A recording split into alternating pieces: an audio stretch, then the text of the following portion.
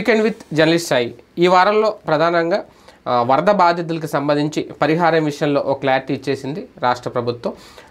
Single floor మునిగిన వాళ్ళకి 25,000, అలాగే రైతులకు కానీ 3 వీలర్స్ వాళ్ళకి కానీ 2 వీలర్స్ వాళ్ళకి కానీ, అలాగే బోట్ల రాజకీయం ఒక రకంగా కృష్ణ అనేది గట్టెక్కేసిందా, ఒక బోట్ని అయితే బయట తీశారు. ఆ బోట్ల రాజకీయం మీద ఒక పెద్ద ఎపిసోడ్ అని నడిపించే 2 పార్టీలు కలిపి.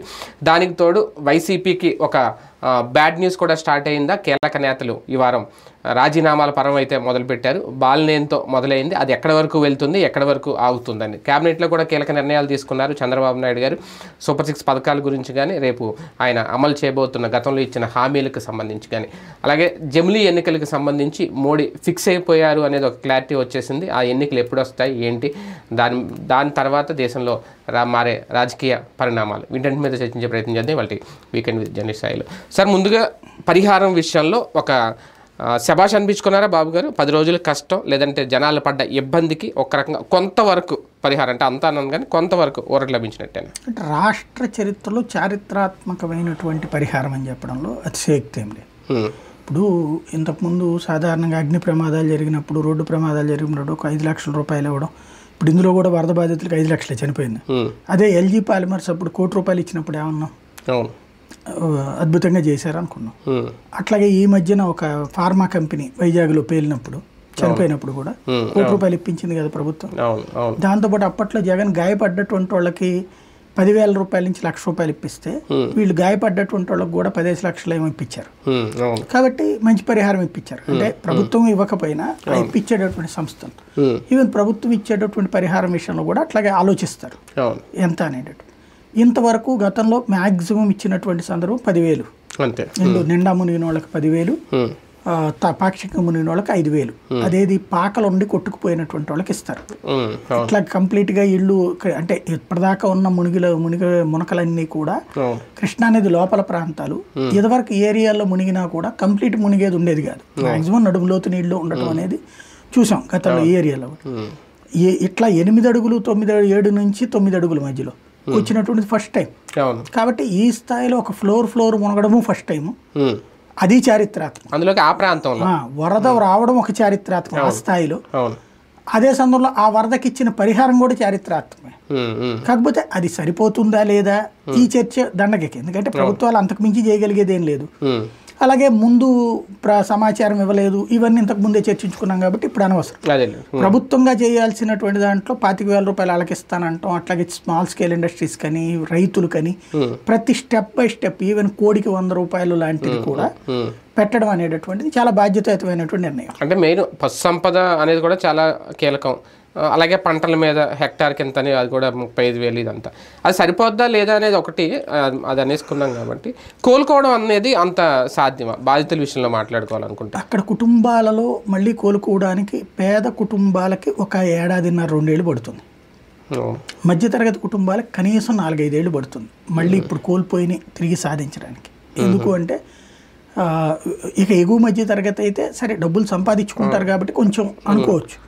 మధ్య తరగతికి అతిపెద్దదైనటువంటి భారం. అలాగే పేదలకు వచ్చేటప్పటికి మళ్ళీ రోజు కష్టపడేటటువంటి సిస్టమ్ ఉంటుంది కాబట్టి ఓకే. మధ్య తరగతికి ఏమవుతుందంటే లక్షల్లో ఖర్చు ఉంటుంది. డబుల్ కార్డ్ బెడ్ ఒకటి కామన్గా ఉంటుంది, single card bed, double card bed, sofa సెట్లు, ఇవి ఒకటి సమకూర్చుకోవడానికి ఎన్నేళ్ళు పడుతుంది. ఇప్పుడు నేను 94లో ఉద్యోగంలోకి వస్తే ఒక టీవీ సొంతగా కొనుక్కోవడానికి 2005 సంవత్సరం పట్టింది. అది కూడా అప్పటికి ఒక బ్లాక్ అండ్ వైట్ టీవీ మా నాన్నోళ్ళు అటు ఊరు వెళ్ళిపోతున్న టైంలో ఒకటి ఉంటే అది ఫిలింది వాళ్ళు తీసుకుని వెళ్ళిపోతే మన దగ్గర ఇంకేం లేదు.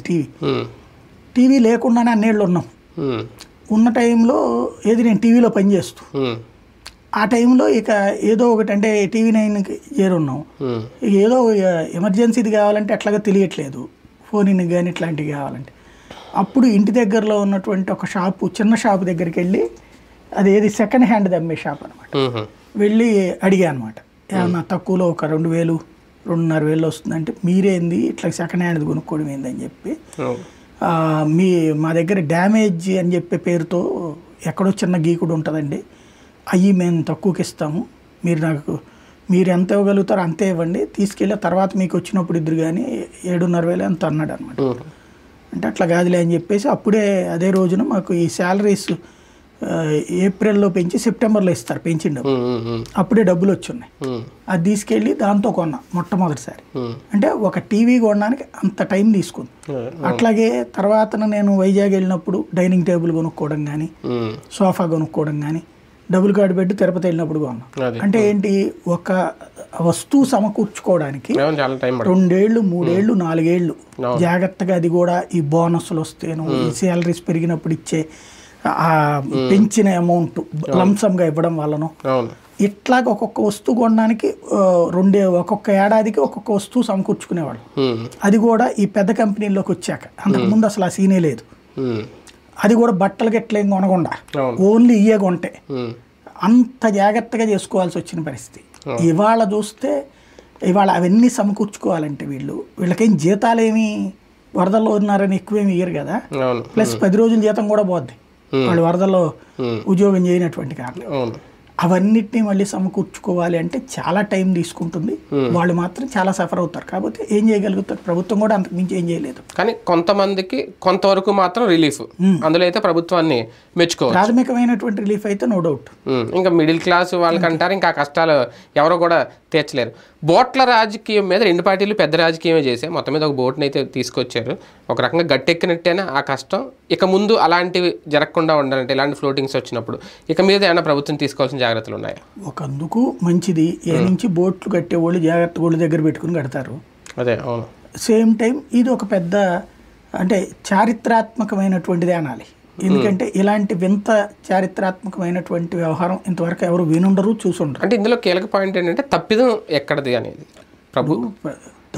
బోట్లు కట్టిన వాళ్ళు వరదలు వచ్చినప్పుడు బోటు కొట్టుకుపోవడం అనేటటువంటి సగటున ప్రతి వరదప్పుడు 2-3 సంఘటనలు చోటు చేసుకోండి. దాంట్లో మానవ తప్పిదాన్ని చూడలేమా? మానవ తప్పిదం అనేటటువంటి పాయింట్కి ప్రకృతి వైపరీత్యంలో వచ్చిన మానవ తప్పిదం. అదే, అవును. ప్రకృతి వైపరీత్యం కారణంగా మానవ తప్పిదం. ఎందుకంటే ఓ బోట్ అనేటటువంటి దాన్ని ఒడ్డుకు తీసుకెళ్ళడమో లేకపోతే లారీలో పెట్టుకుని ఇంటికి పట్టుకెళ్ళలేరు, లేదా ఇంటి దగ్గరికి దాచుకోలేరు. లంగరేయాలా లేదా కట్టేయాలి. వరదప్పుడు లంగరేయరు. వరదప్పుడు లంగరేస్తే మునిగిపోతుంది కాబట్టి లంగరేయరు, దాన్ని కట్టేస్తారు. దాంతో పాటుగా లూజ్గా కడతారు. ఎందుకు అంటే కొంత దూరం ఆ వరదలో అట్లాగా తోసుకుపోయినా నిలబడద్దని. వరద ఫ్లో కారణంగా ఇది కొట్టుకుపోయింది బేసిక్గా. దాన్ని తీసుకొచ్చి ఒక సహజ సిద్ధ సంఘటన ప్రతిసారి జరుగుతుంటాయి.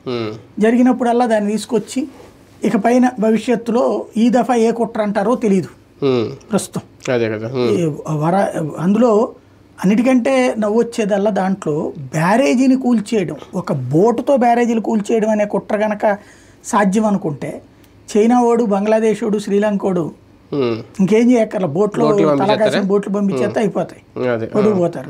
లేదా ఇప్పుడు రష్యా ఉక్రెయిన్ వాళ్ళకి అది తెలియట్లా యుద్ధం ఎట్లా చేయొచ్చని, బోట్లతో గుద్దేయచ్చు అని చెప్పి అంతే అవుతుంది. కాబట్టి అది మాత్రం కొంచెం విచిత్రమైనటువంటి స్టేట్మెంట్. అంశాన్ని కూడా వాడుకున్నారు రాజకీయంగా దాన్ని కూడా.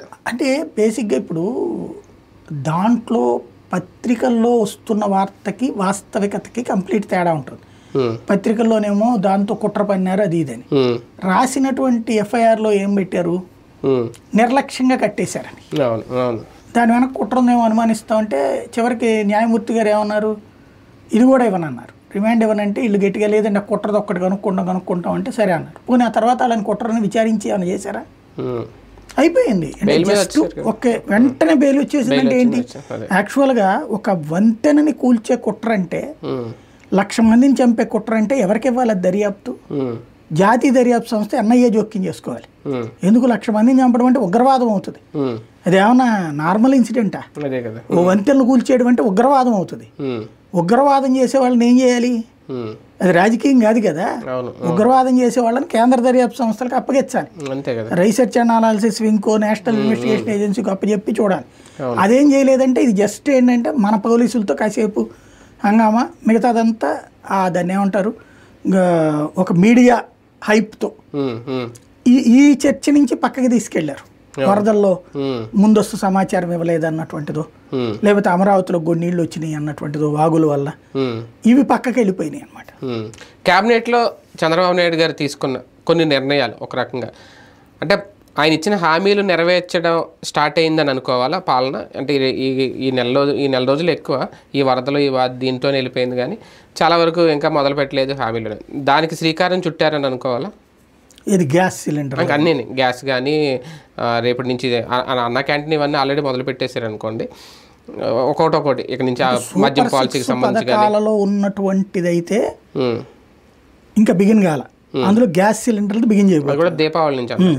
కాబట్టి గ్యాస్ సిలిండర్లది ఇవ్వబోతున్నారు, దాని నుంచి ప్రారంభించాలి. ఇంకోటి ఇప్పుడు ఏదేదో సెర్ప్ వాళ్ళతో మీటింగ్ అయ్యి 50 ఏళ్లకు పెన్షన్ గురించి ఆల్రెడీ సర్వే చేయించారట. 15 లక్షల మంది కొత్త వాళ్ళు వస్తారట అప్పుడు. అయితే ఇక్కడే చిన్న లాజిక్ ఏం చేస్తున్నారంటే పెన్షన్ల రివ్యూ అంటే ఉన్నోళ్ళకి కొంతమందికి తీసేయడానికి ప్రిపేర్ అవుతున్నారు. ఏది అనర్హులు అంటే ఇందులో తీసేసి అంత పెడతారా? ఇప్పుడు యాజ్ ఫర్ నామ్స్ ఏంటంటే 65 లక్షల మందికి ఇప్పుడు ఇస్తున్నారు, 64 లక్షలు అనుకోండి, 1 లక్ష అటు ఇటు పోయి 64 లక్షల మందికి ఇప్పుడు ఇస్తున్నారు, 10,000 అటు ఇటు అయినా. ఈ 64 పైన 15 వస్తే ఓకే. రేపు పొద్దున ఏ 60 64 వచ్చింది అనుకోండి అంటే 15 లక్షల మంది పోయినట్టు, తీసినట్టు. అది పెద్ద చర్చకే తావిస్తుంది. లేదంటే అంత స్థాయిలో అనర్హులు ఉంటారా?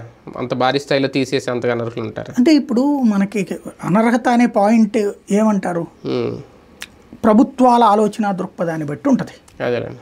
ప్రభుత్వాల ఆలోచన బట్టి అనర్హత అర్హతలు ఉన్నాయి, అంతే తప్పించి ఏం లేదు. ఇవాళ లెక్క ప్రకారం ఒరిజినల్ పేదవాడు అంటే మన రాష్ట్రం మొత్తం మీద 20-30% మించి లేరు. తిండికి కూడా గతి లేని పేదవాళ్ళు ఎంతమంది ఉన్నారు ఇక్కడ. మరి కాబట్టి ఇక్కడ మధ్యతరగతిని కూడా పేదరికం జాబితాలు ఇచ్చి పెన్షన్లు ఇచ్చారు. ఆ లెక్కనైతే నిజంగా అయితే కనుక 20-30 లక్షలకు మించి పెన్షన్లు రావు.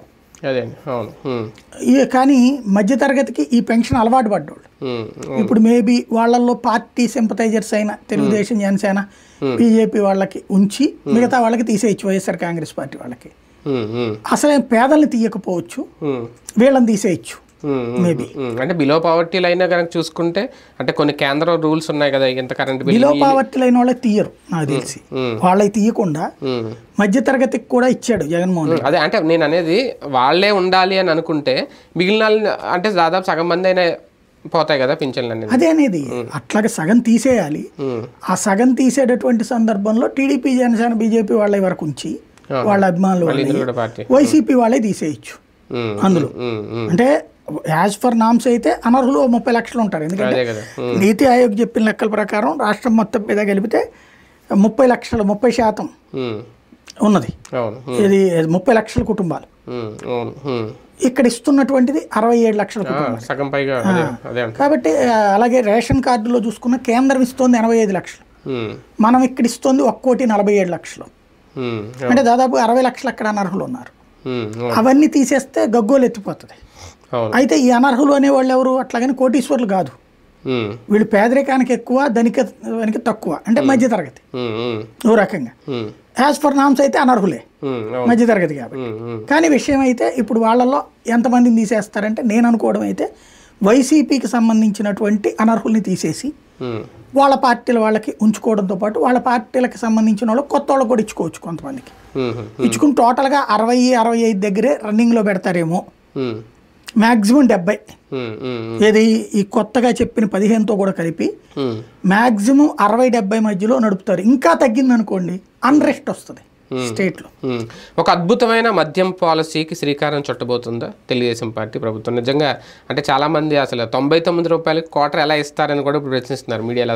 అసలు సాధ్యం అవుతుందా అనేది అంటే నాకున్నటువంటి వ్యక్తిగతమైనటువంటి ఫీలింగ్. కానీ అది మద్యం ఎంత గొప్పగా ఎంత తగ్గించి గొప్పగా చెప్పినా నా దృష్టిలో తప్పే.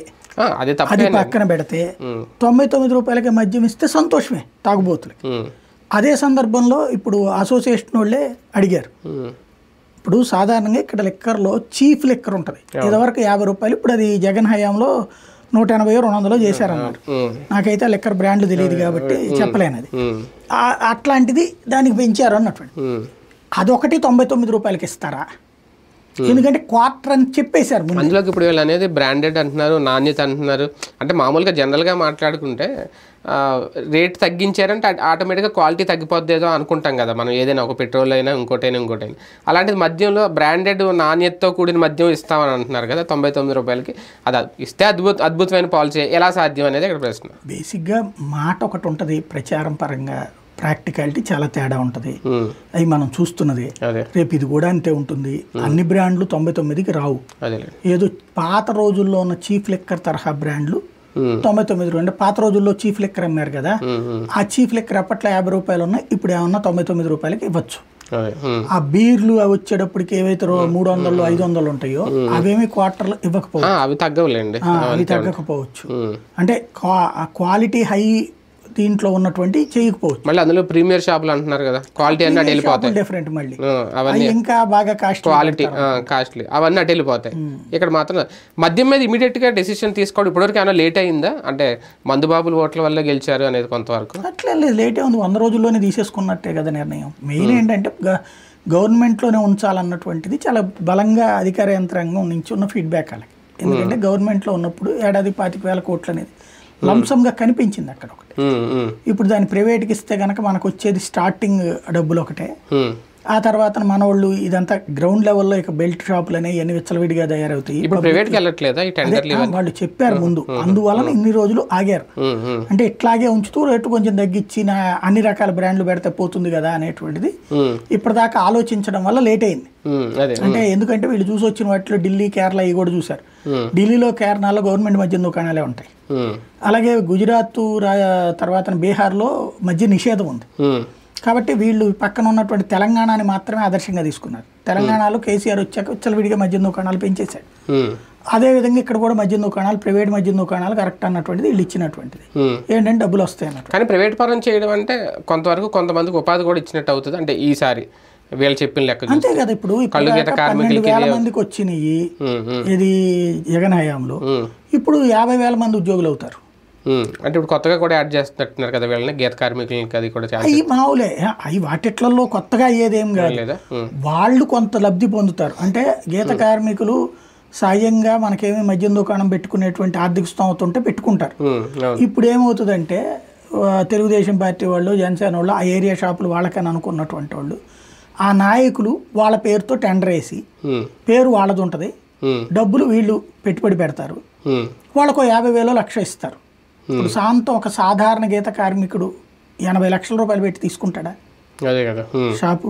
లేదు కదా. అంటే వీళ్ళకి ఫ్రీ అంటున్నారు కదా. అప్పుడు ఆ డబ్బులు 80 లక్షలు మిగిలినట్టేగా వ్యాపారస్తుడు ఆ షాపు అతనికి. అప్పుడు వీళ్ళకు ఒకేసారి లంసం అమౌంట్ 10 లక్షలు ఇవ్వటము. అంటే అతను తీసుకోపోతే మామూలుగా జనరల్ గా జరిగేది అతని పేరు మీద వేరే వాళ్ళు. అదే కాకుండా వీళ్ళకి పర్మనెంట్ గా లబ్ధి పొందొచ్చు 5 ఏళ్ళు.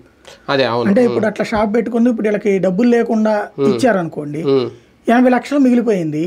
80 లక్షలు మిగిలినప్పుడు 10 లక్షలు 20 లక్షలు వీళ్ళకి ఇవ్వడం లంసం అమౌంట్. రెండోది వచ్చేటప్పటికి రోజు మందుబాట్లు కావాల్సింది తీసుకుపో అని చెప్పడం, ఒకటో రెండో. అట్లాగే నెలకు ఒక 50,000 అట్ట క్యాష్ ఇచ్చారనుకోండి, వాళ్ళు ఒక 5 ఏళ్ళు పర్మనెంట్ కూర్చుని ఎంజాయ్ చేయొచ్చు కదా.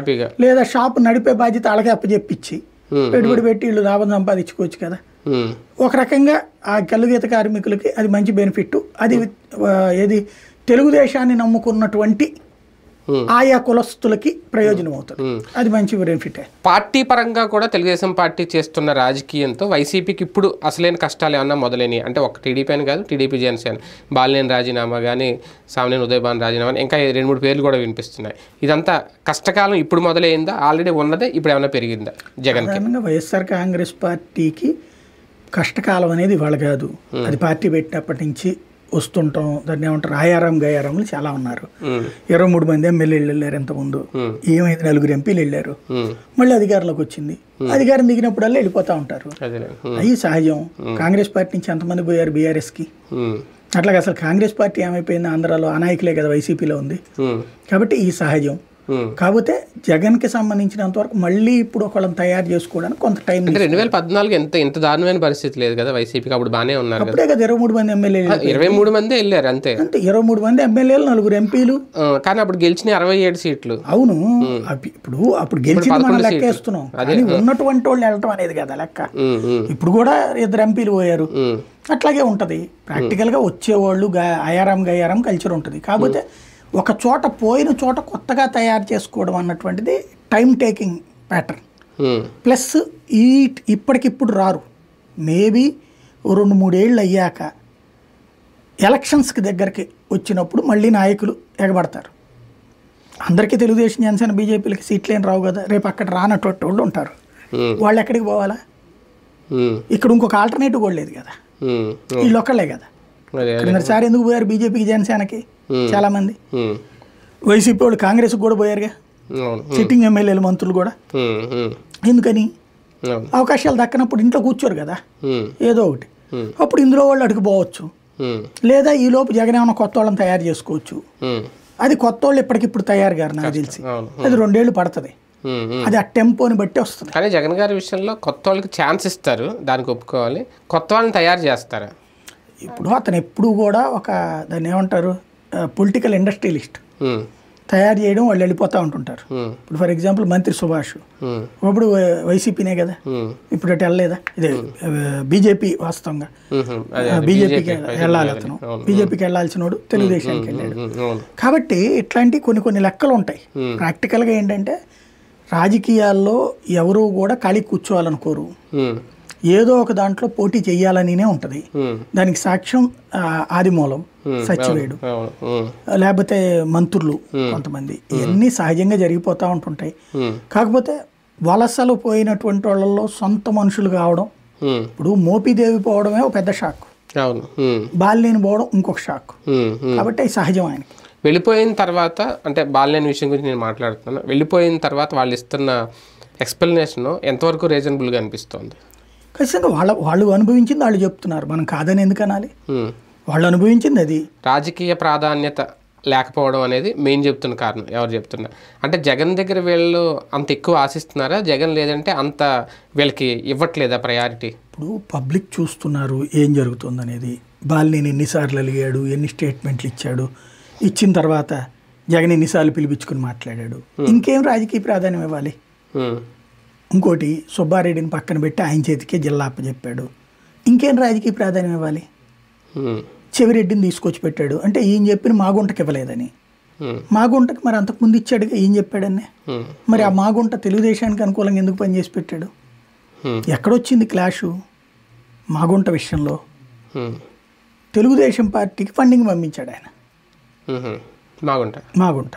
అది తెలిసిన తర్వాత మన పార్టీలో ఉంటూ వాళ్ళతో ఉన్నటువంటి వాళ్ళతో మనం ఎందుకు అనేటటువంటిదే ఇది. లేదు నాకేం సంబంధం లేదండి అంటే, సరే ఓసారి తెలుగుదేశాన్ని విమర్శించన్నారు, విమర్శించలేదు. అక్కడ ఉన్నటువంటి నెల్లూరుకు సంబంధించినటువంటి ఆయన ఉన్నాడు కదా వేమిరెడ్డిది కానీ ఏంది కానీ లావు శ్రీకృష్ణదేవరాయలది కానీ ఏంటి గొడవ వచ్చింది, దీంట్లో అనుభవిస్తున్నారు, దీంట్లో ఉన్నటువంటి అథెంటిసిటీని ఎంజాయ్ చేస్తున్నారు. కనీసం తెలుగుదేశాన్ని ఒక మాట అనడానికి కూడా చేయట్లేదు, వాళ్ళకి ఫండింగ్ పంపిస్తున్నారు అవసరమైనప్పుడు. అట్లాంటప్పుడు సహజంగా ఇదేం పద్ధతి అనేది ఇతని మాట. వాళ్ళు మేము వ్యాపారం కాబట్టి పంపిస్తుంటామని చెప్పచ్చు, అది అతనికి నచ్చలేదు. జగన్ కూడా వ్యాపారస్తుడే కదా, జగన్ పంపించలేదు కదా కాంగ్రెస్కి ఫండింగ్. వీళ్ళు ఏమంటారు, నువ్వంటే నాయకుడు నాయన, మేము రెగ్యులర్గా వ్యాపారాలు చేసుకునేవాళ్ళం అని వీళ్ళ ఆలోచన ఉంటుంది. ఎవరి రూట్లో చూస్తే వాళ్ళదే కరెక్ట్, నేను అది తప్పను. వీళ్ళ రూట్లో చూస్తే వీళ్ళది కరెక్ట్, జగన్ రూట్లో చూస్తే జగన్ది కరెక్ట్. కాబట్టి ఇక్కడ సమస్య ఏంటంటే వెళ్ళడం నడుస్తుంది, ఆపడం అసాధ్యం. ఇప్పుడు ధనవంతులయ్యి ఉండి మళ్ళీ వాళ్ళని ఢీకొట్టగలిగిన నాయకుల్ని తీసుకొచ్చుకోవడం అంత సులభం కాదు. ఖచ్చితంగా అది లోటు అయితే ఉంటుంది, చాలా పెద్ద లోటు ఖచ్చితంగా. కానీ పార్టీ సంక్షోభంలోకి పడ్డం అనేది, అధికారం కోల్పోయినాడు ఆటోమేటిక్గా సంక్షోభంలోకి వెళ్ళిపోయిందంట. సంక్షోభంలో ఉన్న ఇంకా పార్టీ నేతల్ని లేదా లాక్కునే రాజకీయమో లేదంటే ఆకర్షించే రాజకీయమో మరింత అధపాతాలను తొక్కేసే ప్రయత్నం, అందులో కూడా ఏమైనా రాజకీయం ఉంటుందా? ఇప్పుడు నెక్స్ట్ ఎలక్షన్స్కి జగన్ అనేటువంటి వాడు పోటీ చేయకూడదు, దేశం విడిచి పారిపోవాలన్న తెలుగుదేశం ఫీలింగ్. వైఎస్ఆర్ కాంగ్రెస్ పార్టీ అనే పేరు చెప్పాలంటే వణకాలి అన్నటువంటి.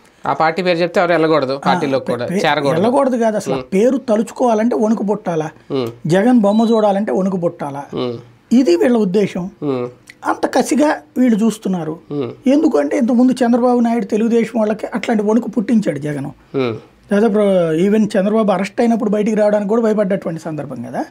లోకేష్ మళ్ళీ మాట్లాడి అందరినీ రమ్మనమన్న తర్వాత కొంతమంది పవన్ కళ్యాణ్ వెళ్ళాక అప్పుడు ఫ్లోటింగ్ వచ్చింది. ముందు అయితే కనుక వెనక ముందు చూసుకున్నటువంటి పరిస్థితి కదా. అంతటి భయోత్పాతాన్ని సృష్టించాడు జగన్మోహన్ రెడ్డి. కాబట్టి జగన్కి సంబంధించిన వాళ్ళకి అంతే భయోత్పాతం సృష్టించాలని ఆశిస్తున్నారు వీళ్ళు. ఎవరి రూట్లో చూస్తే అలాదే కరెక్ట్. పవన్ కళ్యాణ్ చంద్రబాబు జోడీ ఒక భరోసా కల్పిస్తుందా ఇటువంటి నాయకులందరికీ? అందుకని వీళ్ళు ఆకర్షితులు అవుతున్నారా? నాకు తెలిసి వీళ్ళేదో వాళ్ళ జోడీని చూసినో ప్రభుత్వం బాగుందనినో పోవట్లా, భయపడిపోతున్నారు. అంటే నేను కలిసి వచ్చిన తర్వాత కొన్ని మాటలు మాట్లాడారు కదా, ఇక్కడ కూడా ఇలా ఉండాలి అలా ఉండాలి జనసేనలో, అంటే ఆల్మోస్ట్ ఆయనకి జనసేనకి వెళ్ళిపోతున్నట్టుగానే మాట్లాడారు. అఫీషియల్గా జాయిన్ అయ్యి కూడా ఒకటి మిగిలిందేమో కలిసి వచ్చిన తర్వాత. ఏదో ఎక్స్పెక్టేషన్స్ కనిపించట్లేదు. వైఎస్ఆర్ కాంగ్రెస్ పార్టీలో ఆయన అనుభవించిన స్వేచ్ఛలో ఒక 10వ వంతు జనసేనలో అనుభవిస్తే గ్రేట్. బాలినేని కానీ సామినేని కానీ నెంబర్ 1. రెండవది వచ్చేటప్పటికి బాలినేనికి ఉన్న అలవాటు ఏంటంటే కూర్చుని పిలిపించుకునే అలవాటు ఉంది. జనసేనలోకి వెళ్ళేటప్పుడు ఏం చేశాడు, నాగబాబు కోసం 2 రోజులు హైదరాబాద్లో కూర్చుని వెయిట్ చేసి మాటలు సంపాదించుకుని ఆ తర్వాత కలిసాడు. ఈవెన్ ఇక్కడ కూడా అంతే జరిగింది కదా. కాబట్టి నువ్వు ఏంటి ఇంక అక్కడ నాకు అర్థమైంది ఏంటంటే ఇవాళ వెళ్తున్నటువంటి వాళ్ళందరూ కూడా సాధారణంగా వీళ్ళు ఓటర్ని అనేటువంటి వాళ్ళు మనం తెచ్చుకోగలంలే, ఓటు మన పార్టీని బట్టి ఓట్లు వస్తాయి అనే లెక్కలో ఉంటారు. మన వెనకాల తిరగడానికి మనుషులు కావాలి, ఆ మనుషులకి ఆర్థిక స్తోమత కావాలి.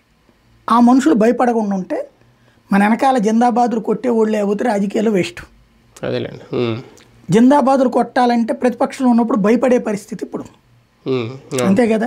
ఇవాళ బాలినేని బ్యానర్లు పెట్టగలిగిన దమ్మె ఎవడుకుంది, సామినేని బ్యానర్లు పెట్టగలిగిన దమ్మె ఎవరుకుంది, కిలార్ రోసి అని బ్యానర్లు పెట్టగలిగిన దమ్మె ఎవడుకుంది. ఇదివరకు వీళ్ళ ఏ బొమ్మలు కనబడి ఇంకోళ్ళకి కనిపించకుండా చేసినటువంటి రోజులు ఇవాళ రివర్స్ అయింది. దానికి తోడు వీళ్ళ అనుచరులందరినీ కాంటాక్ట్ కొట్టి మరి వాళ్ళు కేసులు పెడుతున్నారు. ఇప్పుడు దామచర్ల జనార్దన్ చాలా కసికసిగా ఉన్నాడు, అక్కడ ఎంతమందిని కొట్టుంటారు వీళ్ళు టీడీపీ వాళ్ళు, వాళ్ళందరూ కసికసిగా ఉన్నారు. వైఎస్ఆర్ కాంగ్రెస్ పార్టీలో వచ్చిన తర్వాత వాళ్ళంతమంది మీద కేసులు పెట్టారు, అక్కడికి జగ్గైపేట దగ్గర జరుగుతుంది అదే. కాబట్టి ఇట్లాంటి రోజు ఏదైనా అదే. ఇప్పుడు వాళ్ళ వెనకాల తిరిగే వాళ్ళని కాపాడుకోవాలి అంటే వైసీపీలో ఉంటే కుదరదు, కాబట్టి ఇటుకు పోతున్నారు అనుకుంటున్నాను నేనైతే. నిజంగా జనసేనలో బాలినేనికి ఆ ప్రయారిటీ దక్కుద్దా ఆయన అనుకున్నట్టు, ఆయన ఎక్స్పెక్టేషన్స్? పవన్ కళ్యాణ్ ఆలోచన తీరుని బట్టి ఉంటుంది, ఇప్పుడే చెప్పలేం. జరగాలని కోరుకుందాం, పవన్ కూడా మారాలని కోరుకుందాం. ఏముంది, ఇప్పుడు పవన్ కళ్యాణ్ మీటింగులు పెడుతుంటాడు, వింటాడు, ఆయన మాట్లాడేది చెప్తాడు. ఇక్కడ జగన్ మీటింగ్ పెడతాడు, మాట్లాడతాడు. ఇప్పుడేమి బాలినేనికి ఏమి స్టేజ్ మీద మైక్ ఇచ్చి మాట్లాడిపించలేదు ఎప్పుడు జగన్. పవన్ అయినా అంతే ఉంటుంది, కూర్చుని ఎదురుగుండా వినటం అక్కడ ఉంటుంది ఇక్కడ ఉంటుంది. కాకపోతే జిల్లా నాయకత్వాలు అప్పచెప్పడం జగన్ ఇచ్చినంత ఇది పవన్ ఇస్తాడా? ఇవ్వచ్చు, ఎందుకంటే ప్రకాశం జిల్లాలో పార్టీకి లేదు కదా సిచ్యువేషన్.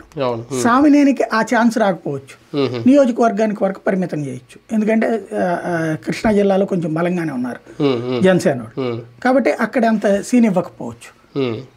నియోజకవర్గ పరంగా వచ్చేటప్పటికి సామినేనికి అక్కడ అవతల శ్రీరామ్ తాతయ్య, ఇప్పుడు తను సర్దుకోవాలి, ఎందుకంటే ఒకప్పుడు శ్రీరామ్ తాతయ్య ఈయన దగ్గర ఉన్నాడే, తర్వాత ఆ తాతయ్యని తొక్కిబట్టి చూస్తే సామినేని ఉదయభాను తను ఏకంగా ఎమ్మెల్యే అయ్యి ఉదయభానికి చుక్కలు చూపించాడు.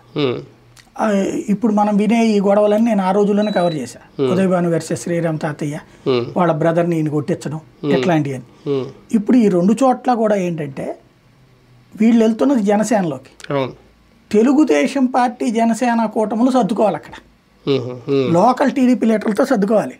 ఇప్పుడు దామచర్ల జనార్దన్ వాళ్ళని కూర్చోవాలి, అక్కడ శ్రీరామ్ తాతయ్య జగ్గయ్య ఉదయభాను కూర్చోవాలి, ఇక్కడ కిలార్ రోసయ్య దూలిపల్లి నరేంద్ర కూర్చోవాలి. అవుతయ్యా మొన్నటివరకు ఎవరైతే శత్రువులు వాళ్ళతోనే ఇప్పుడు కూర్చొని తగ్గి వెళ్ళి కూర్చోవాలి. అంటే ఇప్పటిదాకా నువ్వు రొమ్ము విరుచుకు తిరిగిన చోట అవతల ఎమ్మెల్యే అధికార పక్షంలో కీలక హెడ్, నువ్వు వెళ్ళి అక్కడ ఏం చేయాలి? జనసేన అయ్యి ఉండొచ్చు, రొమ్ము విరుసు కూర్చోవడానికి వర్కౌట్ కాదు కదా. అవతలోళ్ళు పోని వీళ్ళకి ఆ ప్రయారిటీ ఇస్తారా? ధూళిపాల నరేంద్ర లేకపోతే దామచర్ల జనార్దనం లేకపోతే కనుక శ్రీరామ్ తాత ఇస్తారా వీళ్ళకి? కాబట్టి సహజంగా సర్దుకోవడానికి అంటే ఒక రకంగా చెప్పాలంటే తమ అనుచరుల కోసం లేదా తమ మీద కేసులు పెట్టకుండా ఉండేందుకోసం తమకి సంబంధించినటువంటి ఇగోని త్యాగం చేస్తున్నారు వీళ్ళు. తప్పులేదు, అవసరం. ఇంకా రాజకీయ నాయకులు అంటే అంతే, ఇంకా సర్దుకుపోవాలి, సర్దుకుపోతారు. గతపు రాజకీయం ఇంత దారుణంగా లేదు కదా. అదేలేండి, ఏమన్నంటే ఇంకా ప్రజల కోసం, క్యాడర్ కోసం అంటారు ఒక రకంగా. కానీ అధికారంలో ఉన్నప్పుడు ముఖ్యమంత్రిగా జగన్ దగ్గరికి వెళ్ళి కూర్చొని మాట్లాడి అంత అవకాశం లేకపోవడం చాలామందికి. ఇప్పుడు పవన్తోనో లేదంటే బాబు గారినో లేదంటే నారా లోకేష్ గారినో కలవాలి అంటే వీళ్ళు దాంతో పోలిస్తే యాక్సెస్ చాలా ఈజీగా ఉంటుంది. ఇంతకుముందు ఆయన అలా ఇవ్వకపోవడం కూడా ఇప్పుడు పార్టీ మారడానికి చాలామంది నాయకులు సిద్ధం అవుతున్నారు. ఖచ్చితంగా ఇక్కడికి వెళ్ళి చూస్తే ఇక్కడ నొప్పి తెలుసుద్ది. అంతేనా? ఎప్పుడైనా ఇప్పుడు అంటే ఇది చాలా ఈజీగా పవన్ కళ్యాణ్ వరుసగా కలిసేస్తున్నారు, కూర్చుంటున్నారు, మాట్లాడుతున్నారు, బయటకు వస్తున్నారు. ఇప్పుడు బాలినేని వీళ్ళు ఎవరితో? పవన్ కళ్యాణ్. ఎప్పుడు? నిన్న వెళ్ళారు కదా, మొన్న వెళ్ళారు. అవును, ఒక గంట కూర్చున్నారు కదా. ఎన్ని రోజుల నుంచి ట్రై చేశాడు ఆయన? సామినేని ఎన్ని రోజుల నుంచి ట్రై చేసి ఉంటాడు? మరి అదే జగన్ దగ్గర కూడా అంతే ఉంటుందిగా. ఇప్పుడు తెలుగుదేశం పార్టీ కార్యాలయంలో తెలుగుదేశం ఎమ్మెల్యేలు ఉంటారండి. చంద్రబాబు అక్కడికి వచ్చిన టైంలో ఎమ్మెల్యేలు నమస్కారం పెట్టాడు అనుకో, ఏంటని కూర్చున్నాడు, మాట్లాడతాడు కదా. అట్లాగే ఇక్కడ జగన్తో కూడా మాట్లాడతారు కదా, జగన్ అడిగినా కూడా మాట్లాడతారు కదా. అక్కడికి వెళ్ళినప్పుడు ఇండివిజువల్గా కూర్చోవడం. చంద్రబాబు ఇండివిజువల్గా ఎమ్మెల్యేలందరితో మీటింగ్ అవుతున్నారా? పవన్ కళ్యాణ్ ఎమ్మెల్యేలందరితో ఇండివిజువల్గా మీటింగ్ అవుతున్నారా? అవసరాన్ని బట్టి ఉంటాయి ఆ మీటింగ్లన్నీ కూడా. ఇక్కడ అధికారంలో ఉన్నటువంటి సందర్భంలో ఎంతమందికి అవకాశాలు వస్తున్నాయి ఇప్పుడు ప్రాక్టికల్గా? ఒక ఎమ్మెల్యే వెళ్ళి నా నియోజకవర్గంలో 10 కోట్ల రూపాయలు అర్జెంట్ కావాలి సార్ అని ఏ Telugu Desam Janasena MLA, BJP MLA ఈ నెల రోజులు, ఈ 3 నెలల్లో, ఈ 100 రోజుల్లో వాళ్ళ నియోజకవర్గాన్ని పని చేయించుకున్నాడు? ఒక్కళ్ళ నెంబర్ చెప్పండి, ఒక్క పేరు చెప్పండి, ఒక్క అడ్రస్ చెప్పండి. పోనీ ఈనాడు తెలుగు ఆంధ్రజ్యోతిలో చూపించండి. ఎమ్మెల్యే వాళ్ళు అడగగానే ఏముంటది? ఇప్పుడు ఒకళ్ళకి ఇచ్చారనుకోండి 10 కోట్లు, మిగతా వాళ్ళందరూ కూడా నాకు 25 ఇవ్వండి, నాకు 5 ఇవ్వండి అని అడుగుతారు కదా. కాబట్టి ఇవన్నీ ఏంటంటే ఒక ఆస్పెక్టు, ఒకటి వీళ్ళకి చనువు ఉంది, అయితే జగన్ యాటిట్యూడ్ మార్చుకు తీరాలి. ఏంటది? నిర్ణయాలు తీసుకునేటప్పుడు అందరినీ కూర్చోబెట్టి నిర్ణయం తీసుకోవడం. ఇది జగన్ చంద్రబాబు దగ్గర నేర్చుకోవాలి. చంద్రబాబు నిర్ణయం తను తీసుకుంటాడు, అందరి మాటలు వింటాడు, సహనంగా కూర్చుని 1 గంట 2 గంటలో టైం చెప్తాడు, ఇంతసేపు మనం మాట్లాడుకుందాం, మీ అభిప్రాయాలు చెప్పండి అంటాడు.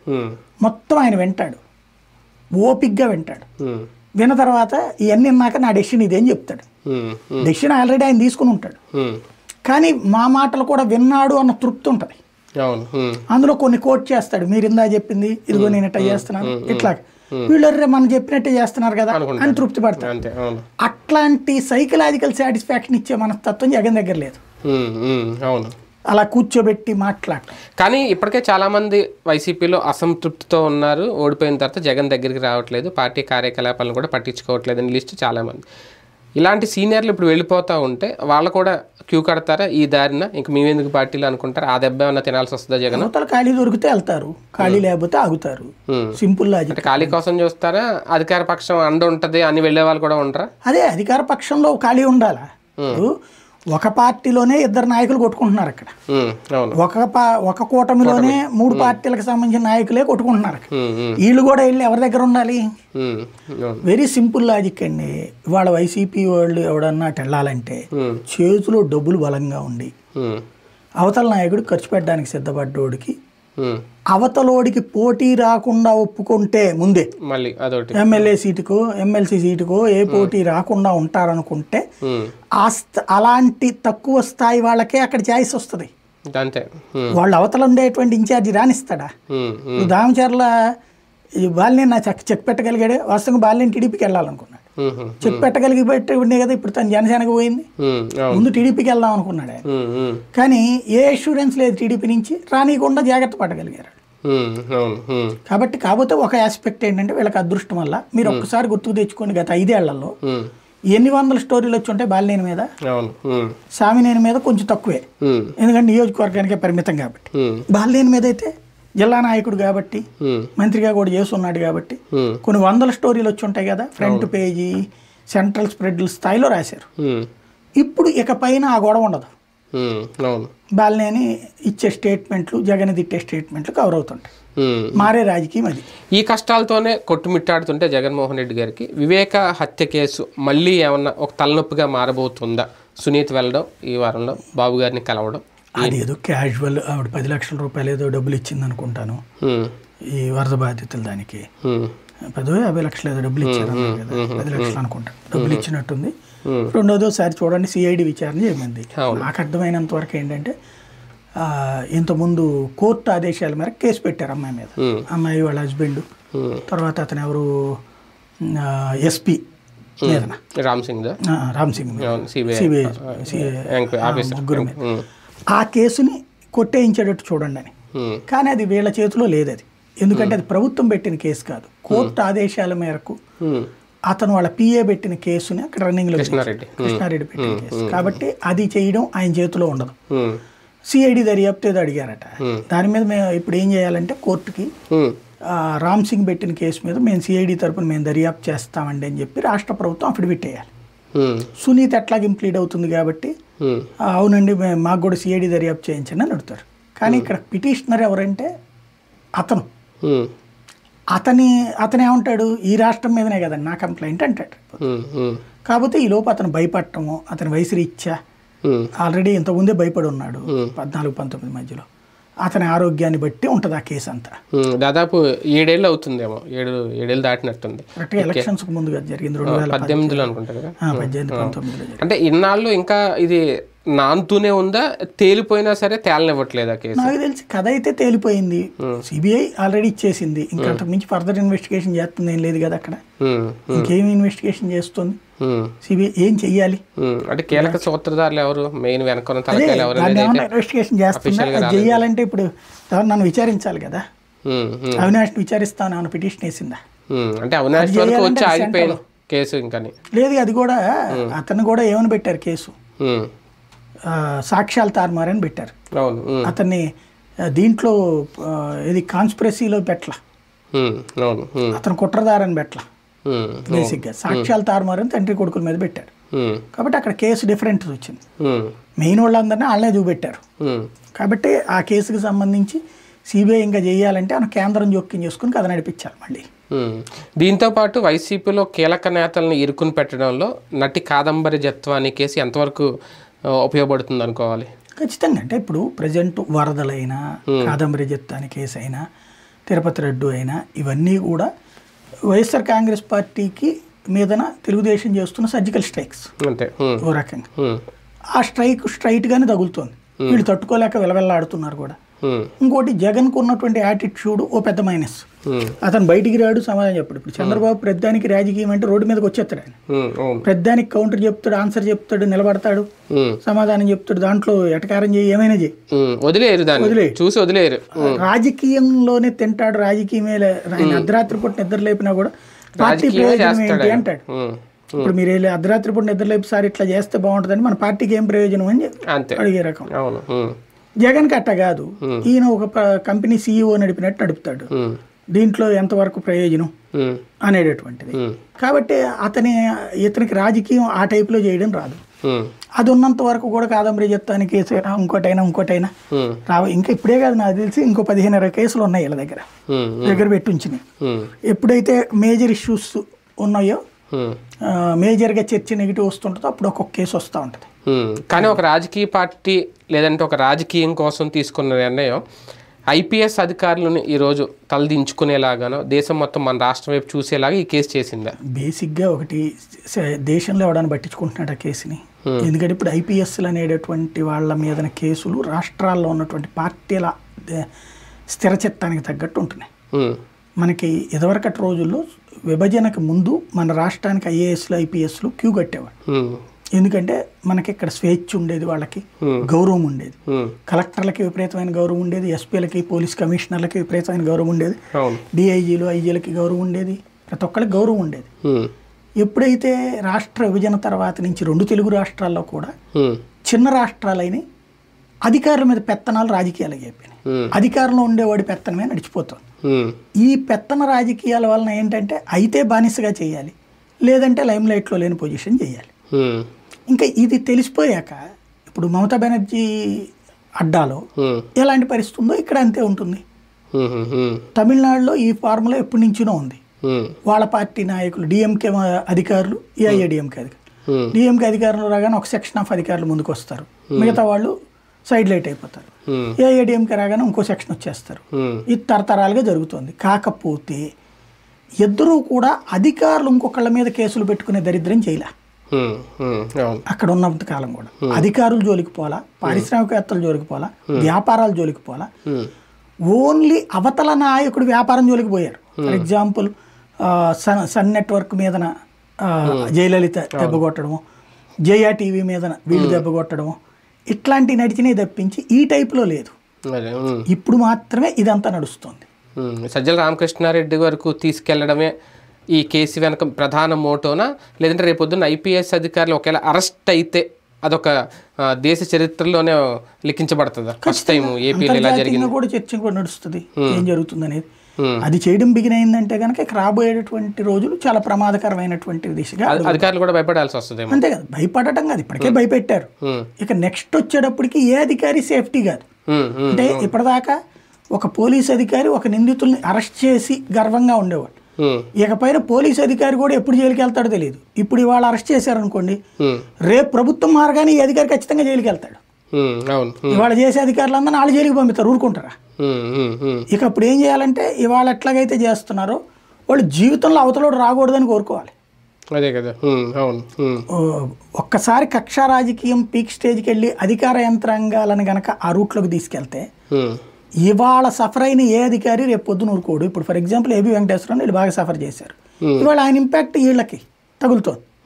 ఇప్పుడు ఉన్నటువంటి ఆంజనేయులకో లేకపోతే మిగతా అధికారులు రేపు పొద్దున అంతే ఉంటాయిగా రాబోయే రోజులు. కానీ ఈ వారంలో అతిపెద్ద ఆరోపణ, ఒక సంచలన నిజాన్ని బయటికి తీశారని అనుకోవాలా బాబు గారు. తిరుమల శ్రీవారి లడ్డూ విషయంలో నిజంగా దీన్ని రాజకీయం కోసం వాడుకుంటున్నారా, లేదంటే నిజాలు ఇంకా బయటికి రావాల్సిన అవసరం ఉందా? ఏ కోణంలో చూడాలి? లడ్డూ గురించినటువంటిది వినగానే ఫస్ట్ దిగ్భ్రాంతికి గురైనోని నేను. ఎందుకంటే శ్రీవారికి సంబంధించినటువంటి ఒక రకమైన సేవ నాకు అక్కడ అవకాశం దొరికింది, తిరుపతిలో పనిచేయటం. దానివల్ల అక్కడ ఎలాంటి సత్ఫలితాలు ఉంటాయి అంటే స్వామివారికి మనం మంచి చేస్తే ఎంత మంచి జరుగుతుంది అన్నటువంటిది స్వయంగా అనుభవించినవాడిని. నా జీవితంలో ఒక మలుపులు ఏమైనా ఉందంటే అద్భుతమైన మలుపులు, ఆర్థికంగా కానీ ఉద్యోగపరంగా కానీ. అక్కడికి వెళ్ళిన అంతకుముందు 2200తో బిగినైన నా కెరీరు తిరుపతి వెళ్ళినప్పుడు ఒక మంచి స్టోరీస్ చేసినప్పుడు అప్పుడు తిట్టిపోసేవాళ్ళు ఫస్ట్లో. అయినా అది భక్తుడికి ప్రయోజనం, ఆలయానికి ప్రయోజనం అన్న ఒక సదుద్దేశంతో ధర్మాన్ని గురించినే నేను చేసినప్పుడు దాని ఫలితం 17,500 అడుగుపెట్టి నేను తిరుపతిలో 25,000 3 నెలల తిరక్కముందే 6 నెలల తిరక్కముందే 60,000 జీతానికి వెళ్ళాను. అంటే అది వేరే వేరే బయట సర్కమ్స్టాన్సెస్ అవ్వచ్చు, కానీ నాకు అక్కడ ఉన్నప్పుడే ఆ స్థాయి ప్రమోషన్ కానీ ప్రిన్సిపల్ కరస్పాండెంట్ డిజిగ్నేషన్, ఆ తర్వాత మళ్ళీ హైదరాబాద్ వెళ్ళినప్పుడు senior principal correspondent. But designation, salaries, భారీగా ఇంప్రూవ్మెంట్ కానీ ఇవన్నీ. అలాగే నాకు బాగా గుర్తు, మనం మంచి స్టోరీ చేసి భక్తులకి మంచి జరిగినప్పుడు మంచి దర్శనం జరిగేది. చాలా మంచి దర్శనాలు నేను తీసుకోగలిగాను. అంటే దేవుడు ఏదో నేను అనుకునేవాడిని ఇది మనం చేస్తున్నాం. ఎందుకంటే అక్కడ ఎట్లుంటుందంటే భయపెట్టేస్తారు, సెంటిమెంటల్గా భయపెట్టేస్తారు. నువ్వు ఇప్పుడు ఫర్ ఎగ్జాంపుల్ లడ్డూలదే ఉంది, నేను ఆ రోజుల్లో గట్టిగా పాయింట్ రైజ్ చేసింది నేనే. అప్పుడేంటి అన్ని బ్లాక్లో అమ్ముతా ఉంటే, ఎందుకంటే ఇట్లా బ్లాక్లో అమ్ముతున్నారంటే సరుకు సప్లై చేయడం తక్కువ సార్ అన్నారు. ఎందుకంటే పోటు చిన్నదన్నారు. పోటు పెద్ద చేయొచ్చు కదా అంటే పోటు లోపల ప్లేస్ ఎక్కడ ఉంది సార్ అన్న. అట్లా ఉంది బయట పెట్టచ్చు కదా అంటే వెంటనే చంపలేసుకొని కళ్ళిపోతాయి అది ఇది అని చెప్పి. కరెక్టే, ఇక్కడ నేను ఏమన్నా బూతు మాట్లాడుతున్నానా అంటే ఇది ఆగమ శాస్త్ర విరుద్ధం అన్నారు. అప్పుడు ఆగమ శాస్త్ర పండితులతో మాట్లాడి అదంతా చేసిన తర్వాత బయట పొయ్యి పెట్టుకోవచ్చు, తయారీ లోపల పెట్టుకోవచ్చు అన్నటువంటి. అది చేశాకనే ఎన్ని లడ్డూలు కావాలంటే అన్ని లడ్డూలు. అది వచ్చాకనే బ్లాక్ టికెట్ అనేది, బ్లాక్ మార్కెటింగ్ అనేది పోయింది. అది చేసినప్పుడు ఈ భయం ఎట్లాగ ఇంట్లో వాళ్ళకి కూడా చెప్పేశారు, మీ ఆయనకి ఎట్ అయిపోద్ది అట్ అయిపోద్ది అనేసి, మీ కుటుంబానికి దెబ్బ వచ్చేస్తండి అదండి భయపడిపోయినటువంటి పరిస్థితి. బట్ అది అయ్యాక నేను కొండకు వెళ్ళినటువంటి సందర్భంలో సబేరాలో అంటే తెలుసు కదా అక్కడ విఐపీలకి ఇచ్చేటువంటి ఆశీర్వాదం అవి కూడా లభించింది. అంటే భగవంతుడు మనకి మంచి ఆశీర్వాదం ఇచ్చాడు, మంచి దర్శనం ఇచ్చాడు. దాన్ని బట్టి అర్థమైంది ఏంటి, ఓహో మనం చేసింది కరెక్టే. అట్లాగే నాకు అదే టైంలోనే ఈ శాలరీ హైక్ వచ్చింది అంటే ఏంటి, భగవంతుడు మనం చేసింది కరెక్ట్ అన్నాడు. ఎన్నోసార్లు అట్లాంటి నేను ఇది కరెక్ట్ కాదు, వద్దొద్దొద్దొద్దు అని చెప్పి అక్కడ చెప్పినప్పుడు నేనే కోణంలో చూసేవాడిని, భక్తుడి కోణంలో చూసేవాడిని, గుడి ప్రతిష్ట కోణంలో చూసేవాడిని, ధర్మం కోణంలో చూసేవాడిని. దాంట్లో అక్కడ లోకల్ పాలిటిక్స్ లేకపోతే లోకల్ గా ఉన్న ఉద్యోగుల అంటే మన ఉద్యోగులు కూడా అక్కడ ఆ ఉద్యోగులతో లింక్ అయిపోయి ఉంటారు. వాళ్ళ ఒత్తిడి అట్లాగా ఉండిపోతుంది. అది తప్పన్నట్లే మనకి చెప్తారు అన్నమాట. అది ఇప్పుడు ఫర్ ఎగ్జాంపుల్ అన్నదానం ఉంది, దాని మీద ఏముందండి తింటుంటారు వెళ్తుంటారు అంటే అట్లా కాదయ్యా, టోకెన్ ఎందుకు ఉండాలా అనేది నా పాయింట్. టోకెన్ ఎందుకు ఉండాలంటే లేకపోతే ఎడకుదుద్దండి అంటే ఎట్ట కుదురుద్ది ఏంది, ఆ టైంకి వచ్చిన వాళ్ళందరూ లైన్లో నుంచోబెట్టు, వచ్చిన వాళ్ళు వచ్చినట్టు భోజనం చేసేటట్టు ఉండాలి. టోకెన్ ఎందుకు పెట్టాలి, అది కూడా టోకెన్ ఎక్కడ ఇస్తున్నారు, దర్శనం చేసుకుని వచ్చేటప్పుడు ఇస్తున్నారు, దర్శనం ఆ క్యూ లైన్లో ఇస్తారు. అక్కడ వైకుంఠంలో అది తీసుకుని నువ్వు దర్శనం చేసుకుని వచ్చేటప్పుడు ఇక్కడ భోజనం అయిపోతుంది. లడ్డు తీసుకోవాలా, లడ్డు తీసుకుని ఇక్కడికి వచ్చేటప్పుడు భోజనం అయిపోతుంది. ఫస్ట్ ఎవరైనా దర్శనం అవగానే లడ్డు చూసుకుంటారు, అదే ఇక్కడికి వస్తే భోజనం అయిపోతుంది. ప్రైవేట్ వాళ్ళ దగ్గర ఇదేం పద్ధతి అనేటటువంటిది నేను అప్పుడు గట్టిగా వార్తలు చేయడం, దాని మీద ఆ టోకెన్ సిస్టమ్ తీసేసి అప్పటి నుంచి ఇవాళ మనం టోకెన్ ఏం అక్కర్లేదు కదా, డైరెక్ట్గా వెళ్ళి భోజనం చేస్తున్నాం కదా. అంటే ఈ మార్పు అన్నటువంటిది చేసినప్పుడు అక్కడ సార్ అది మీరు అనవసరం గుడి మీద నెగిటివ్గా వెళ్తున్నారండి అని అనేవాడు. కాబట్టి ప్రతి మంచి కూడా భగవంతుడు నా దృష్టిలో భగవంతుడు మన చేత చేయిస్తాడు. ఇప్పుడు ఇది వీళ్ళ చేత చేయించాడేమో అంతేనా దాంట్లో. కానీ నిజంగా అంటే ఎన్ని రోజుల నుంచి జరుగుతుందని అనుకోవాలి ఇది ఇలాగా, ఇప్పుడు ఎందుకు బయటకు వచ్చింది అది తెలియాలి. అంటే నేను అనేది ఏంటంటే ఇందులో దర్యాప్తు ఇది ఉట్టి ఒక రిపోర్ట్ ఆధారంగా నడవకూడదు, సిబిఐ దర్యాప్తు చేయించాలి. ఇందులో ఒక కోణం ఉంటుంది. ఇప్పుడు వీళ్ళు వచ్చాక కొన్న ట్యాంకర్ కదా నెయ్యి, ఇక్కడ ఆ కంపెనీ ఏమన్నా ఈ మధ్య కాలంలో విదేశీ సంస్థలకు ఏమన్నా ఇదయిందా, అది ఆల్ఫా అనేది అంటే ముందు నందిని వాళ్ళకి ఇచ్చేవారంటే తర్వాత తప్పు. ఆల్ఫా కూడా అప్పుడు ఉంది, మొత్తం 3-4 సంస్థలు, ఒక్క సంస్థ ఎక్కడ తయారు చేసిస్తుంది, 3-4 సంస్థలు అవసరం. కాకపోతే సమస్య ఏంటంటే ఇక్కడ అందులో ఈ కలిపేటటువంటిది అనేది ఇప్పుడు తిరుమలలోనే ఒక ల్యాబ్ ఉంటుంది, బెంగళూరులోను మైసూరులోనూ ఒక ల్యాబ్ ఉంటుంది, ఈ రెగ్యులర్గా చెకప్స్ ఉంటాయి. ఎన్నాళ్ళు వాళ్ళకేమైంది, వాళ్ళకి తెలియలేదా? ఇప్పుడు ఇది ఇంకోటి, ఈ రిపోర్ట్ అసలు ఎవరు ఇవ్వాలి? మొన్న ఆ రోజుని ఎన్ని టెక్స్ట్ చేయించినటువంటి ఈవో చెప్పిందేమో దాంట్లో వనస్పతి అని. ఇప్పుడు తెలుగుదేశం పార్టీ రిలీజ్ చేయడం తప్పు నా దృష్టిలో. అది తిరుమల తిరుపతి దేవస్థానానికి సంబంధించిన రిపోర్ట్ని ఎవరు రిలీజ్ చేయాలి? టీటీడీ ఈవో చెప్పాలా. కానీ అది తెలుగుదేశం ఎలా రిలీజ్ చేస్తుంది అంటే అధికారులు ఉన్నారు కాబట్టి ఇంకా ప్రభుత్వం తరపున రిలీజ్ అయినట్టు అనుకోవాలి. అప్పుడు మంత్రి చెప్పచ్చు, ఆనం చెప్పచ్చుగా. మధ్యలో ఈ అధికార ప్రతినిధి చెప్పడం ఏంటి, పార్టీది కాదు కదా అది, అది ఖచ్చితంగా దేవాదాయ శాఖ మంత్రి చెప్పాలా. చాలా పెద్ద ఇష్యూ కదా అది, అధికార యంత్రాంగం అందరూ కూర్చుని చెప్పాలా దాని మీద. అలా చేయకుండా అది కూడా ఎప్పుడు అది జూలైదో ఏమో, అప్పటి నుంచి ఇప్పటిదాకా ఆపడం ఏంటి, బయటికి రానియకుండా. సరే అది పక్కన పెడదాం. ఓవరాల్గా అయితే ఈ వ్యవహారంలో ప్రతి ఒక్క భక్తుడి మనోభావం గాయపడింది. ప్రపంచవ్యాప్తంగా ఇవాళ లడ్డు తింటున్నప్పుడు మనం తీసుకుంటున్నప్పుడు ఒక మానసికంగా బాధకు గురవుతాం. ఇంతకు ముందులాగా ఆ పవిత్రతతో తినలేము, ఫీల్ అవుతాం. సైకలాజికల్గా అతి పెద్ద సర్జికల్ స్ట్రైక్. కాబట్టి ఇది పోవాలి అంటే బాధ్యులకు ఖచ్చితంగా శిక్ష పడాలి. దీని మీద నా దృష్టిలో అయితే సిబిఐ దర్యాప్తు జరగాల. సిబిఐ చేతన ఎందుకు ఆ కంపెనీలు ఉత్తరప్రదేశ్లు, మా కర్ణాటకలు ఇట్లాంటివి ఉన్నాయి, గుజరాత్లు, ఇట్లాగా వాళ్ళ దగ్గరికి వెళ్ళి ఎంక్వైరీ చేయాలా. అసలు ఇచ్చిన శాంపుల్ ఏంటి, ఎక్కడి నుంచి తెచ్చారు, దాంట్లో ఏం కలిపారు, మధ్యలో వాళ్ళు కలిపారా, వాళ్లే కలిపారా, దాని వెనకాల ఉన్నది ఎవరు, ఇది మొత్తం తేలాలి.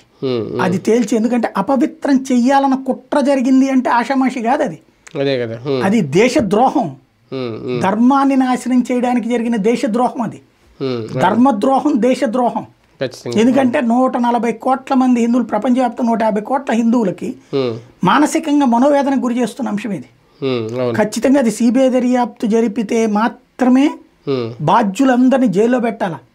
వాళ్ళకి 7 ఏళ్ళు కాదు ఉరేసినా తప్పులేదు, ఎందుకంటే యావజ్జీవ కారాగారం వేయాలి వాళ్ళకి. నిన్న వచ్చిన రిపోర్ట్తో ఒక రకంగా అంటే మనం రిపోర్ట్నే ప్రామాణికంగా తీసుకొని మాట్లాడితే అపవిత్రం జరిగిపోయింది, అక్కడ అపచారం జరిగిపోయింది. అంటే ఆ రిపోర్ట్ ప్రకారం నేను మాట్లాడుతున్నాను, అది నిజమైతే జరిగిపోయింది. నాకు తెలిసి మీకు కూడా తెలుసు అక్కడ పోర్టులో అందరూ బ్రాహ్మణ సామాజిక వర్గం వాళ్ళే తప్ప ఇతర వాళ్ళు ఎవరు అందులో ఆ లడ్డూ తయారీలో కూడా ఉండరు అనుకుంటా. నాకు తెలిసి వేరే మతాలు కానీ కులాలు కానీ అక్కడ ఉండదు. వాళ్ళు ఎంత పవిత్రంగా ఉంటారో తెలుసు. చిన్నదైతే తర్వాత శ్రీవారి ఆలయాన్ని ఏదో సంప్రోక్షణ చేస్తారు, ఇవన్నీ చేస్తారు. నిజంగా ఇప్పుడు ఇలాంటి జరిగితే ఇంకేం చేయాలి అంటే, ఎందుకంటే అది మీరు ఇప్పుడు చెప్పారు పోటీ ఎక్కడ జరుగుతుంది, బయట పొయ్యి పెట్టడానికి వాళ్ళు అంత ఇబ్బంది పడినప్పుడు లోపల ఎంత జరిగింది అంటే ఇంకా ఇప్పుడు ఏ రకంగా శుద్ధి చేయాలి దాన్ని? నేను అనేది అదే, అసలు ఆ నివేదికకు వెంటనే రాగానే అంత పెద్ద ఇష్యూ జరగాలి, ఏం చేయలేదు కాబట్టి అది రాజకీయంగా మాట్లాడుతున్నాం మనం. దాని మీదన సిబిఐ దర్యాప్తు జరిపి బాధ్యులందరినీ జైల్లో పెట్టి దానికి కారణమైన వాడు అవసరమైతే జగన్ అనుకుంటే జగన్ని తీసుకెళ్ళండి, ధర్మారెడ్డి అంటే ధర్మారెడ్డిని తీసుకెళ్ళండి. కానీ అది శిక్షించకుండా వదిలేస్తే ఇది కేవలం రాజకీయ విమర్శలకి చేసేది బ్లాక్ లిస్ట్లో పెట్టామంటే అది కుదరదు. అది జరిగిందంటే అది రాజకీయంగా వాడుకోబడ్డట్టు అవుతుంది ఆలయాన్ని. ఖచ్చితంగా అది శిక్ష పడాల్సిందే, బాధ్యుల్ని ఎవరిని వదిలిపెట్టకూడదు, భగవంతుడు చూస్తాడు, ఇది గుర్తుపెట్టుకోవాలి మనం. దీన్ని ఎంతవరకు సింపుల్ గా పొలిటికల్ గేమ్ శ్రీవారి ప్రసాదంతో పొలిటికల్ కాదండి, ఖచ్చితంగా సెంటిమెంటల్ హర్ట్ అయ్యాడు ప్రతి హిందువు. ధర్మం కాపాడబడాలి. ఇంత దుర్మార్గం చేసినోడు ఎవ్వడు కూడా బ్రతకడానికి అనర్హుడు నా దృష్టిలో అయితే. అది ఖచ్చితంగా ఆ దుర్మార్గం చేసినోడు ఎవడైనా సరే వాడు అరెస్ట్ అయి తీరాల్సిందే. అరెస్ట్ చెయ్యకపోతాడు, ఏ పార్టీ వాడైనా అరెస్ట్ చేయి, నో డౌట్.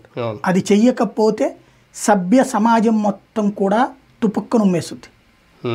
ఒక్కసారి ఈ వారంలో ఢిల్లీ రాజకీయాలు కూడా ఒకసారి ప్రస్తావించుకుంటే, కేజ్రీవాల్గా అక్కడ పరీక్ష ఢిల్లీలో ఒక రకంగా భారతీయ జనతా పార్టీకి మళ్ళీ ఒక అవకాశం వచ్చిందా? ఢిల్లీలో ఇప్పుడు ఏం కాదు, ఇప్పుడు అక్కడ గవర్నమెంట్ని మార్చాడు, అంటే సేమ్ ఆమ్ ఆద్మీ పార్టీ గవర్నమెంటే సీఎం అవుతుంది అంతే. బేసిక్గా వచ్చేటప్పటికి హర్యానా ఎలక్షన్స్లో తను తిరుగుతున్నాడు. ఇప్పుడు తను రాగానే జైలు నుండి బయటికి రాగానే ఫస్ట్ పరీక్ష ఎదుర్కొంటుంది హర్యానా. ఇప్పుడు హర్యానాలో ఓడిపోతే ప్రజలు ఆయన్ని తప్పని చెప్పి ఒప్పుకున్నట్టేనా?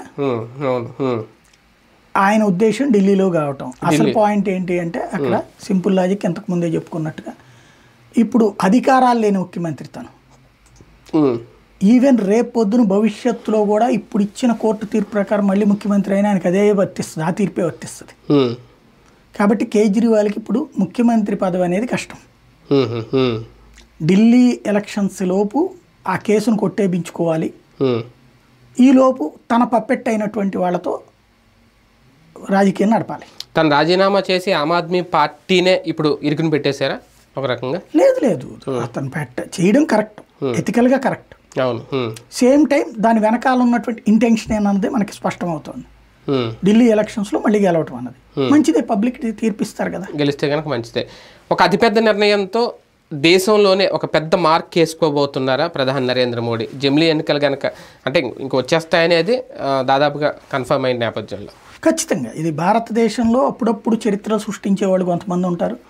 ఈ శతాబ్దంలోనే అనాలి, శతాబ్దంలోనే చరిత్రలు మళ్ళీ ఇంకెవరికి నోట్ల రద్దు, లేకపోతే ఒక త్రిబుల్ తలాక్, ఒక జిఎస్టీను, ఒక ఆర్టికల్ 370 తీసేయడం అన్ను మనకి కనబడకుండానే బోల్డ్ జరిగిపోయినాయి. అవును, చాలా. లేకపోతే ఒక యూపీఐ ట్రాన్సాక్షన్ సిస్టమ్, ఒక రకంగా చాలా సెన్సిటివ్ డెసిషన్స్ కూడా ఉన్నాయి. కోట్ల మందికి సంబంధించి ఇళ్ళు ఇవ్వడం దగ్గర నుంచి, అనేక మందికి వైద్య సదుపాయాలు ఇవ్వడం దగ్గర నుంచి అద్భుతాలు అనేకం జరిగినాయి. ఇది ఇంకొక అద్భుతం. అవన్నీ ఒక ఎత్తు అయితే అంటే రాజకీయాలని ఇప్పుడు రాజకీయాలే మారబోతున్నాయి. జాతీయ రాజకీయం రాబోయే 100 ఏళ్ళకి ఇప్పుడు మళ్ళీ పునాది. అవును, ఎందుకంటే మహిళలకు 33% రిజర్వేషన్ అనేది ఆషామాషి వ్యవహారం కాదు. మొత్తం రాజకీయ యవనిక మీద తొలిసారిగా 33% మహిళలు రాబోతున్నారు నెక్స్ట్ పార్లమెంట్లో కానీ అసెంబ్లీలో కానీ, ఇంక్లూడింగ్ అసెంబ్లీస్, పార్లమెంటే కాదు దేశవ్యాప్తంగా. అంటే మహిళా ప్రాతినిధ్యం అనేది విపరీతంగా పెరగబోతుంది. ఇది దేశ రాజకీయాలను ఏ దిశకి తీసుకెళ్తాయి అనేది చూడాలి. అంటే మూడోసారి ఈ టర్మ్తోనే ఆయన మొత్తం ఒక చేంజ్ తీసుకురావాలనుకోవడం వెనక భారతీయ జనతా పార్టీ ఉద్దేశం ఏంటి? ఆయన ప్లానింగ్ అంటే బీజేపీ అనుకున్న ఎజెండా దశాబ్దాల క్రితం ఆరంభమైనటువంటి బీజేపీ ఈ శతాబ్దంలోని మార్పులకి తను వేదిక అవ్వాలనుకుంది.